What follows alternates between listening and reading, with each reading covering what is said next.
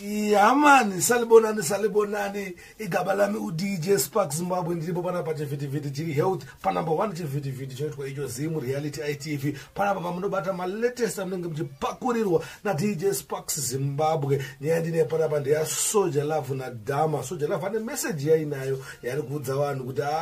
Dama ka ndaida kuona kuti apano papunyuka sei because Dama ndana kuti mbiri yake Dama ndeye kupa polisi mari ndeye kutonyera polisi because last time pa radio akatombotaura akati inini mari ndinoiwana because ndotengesa mbanje nebrongo pa radio.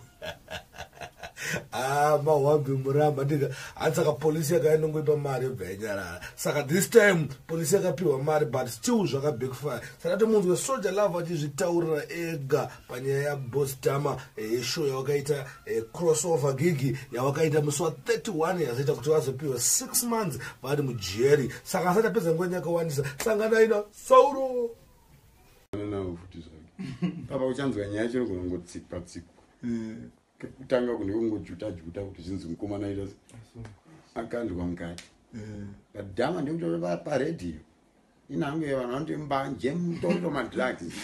zvechokwadi ndakarega izvi ndapera ndikuona vanhu vesa kuti ndirombe chichi madrugs kaiva tinotengesa nana Dama aitaurwa kwacho paredio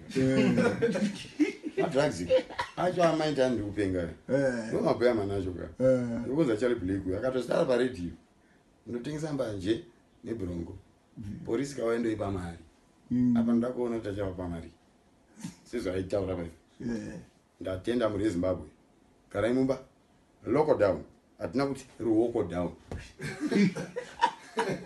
mupepe corona iye ndiye muridzi wedance ini atatozviramba Dama kandiye kumbonza Charlie Blake wamuziya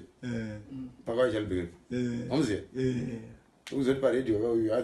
achinzanzi ko mari munoiwana kupi chichi zvikanzi ndotengesa mbanje nebrongo ndonzi Dama ka ndosaka ndiwana mari yekunzani Charlie Blake nza DJ akamunza kuti tiri pane pinyiro kudai kupolisi hamuityeri ndikanzi polisi toipa mari toipa mari yenzungu azokupera